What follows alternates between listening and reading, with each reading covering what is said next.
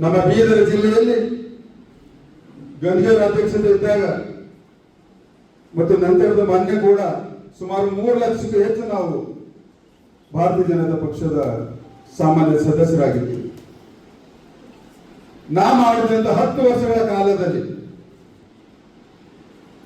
ಅದು national ಹೈವೇಗಳಾಗಿರ್ಬೋದು, airport ಆಗಿರ್ಬೋದು, ರೈಲ್ವೆಗಳಾಗಿರ್ಬೋದು,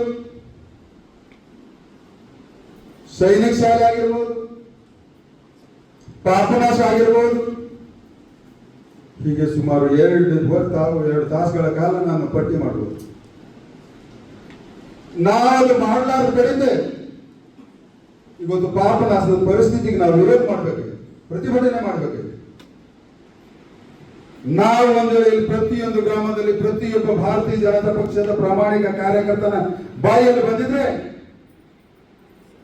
ಆ ಈಶ್ವರ್ ಖಂಡ್ರೆ ಏನ್ ಬಂದರೆ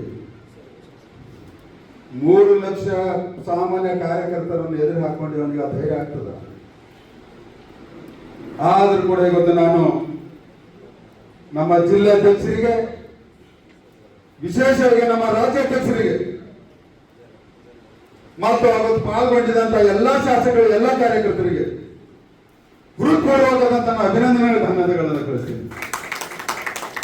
ರಾಜ್ಯಾಧ್ಯಕ್ಷರು ತಕ್ಷಣವಾಗಿ ಸ್ಪಂದನೆಯನ್ನು ಮಾಡಿದರು.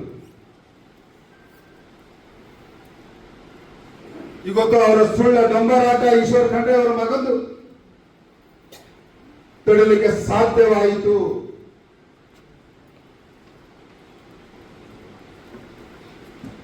ದೇವಸ್ಥಾನದ ಅಭಿಷೇಕವನ್ನು ಹಮ್ಮಿಸಿಕೊಂಡಿದ್ದೀವಿ, ಅವಕಾಶ ಕೊಡಲಿಲ್ಲ. ನಮ್ಮ ಕಾರ್ಯಕರ್ತರು ಕೆಲವರಿಗೆ ಏಟು ಬಿತ್ತು.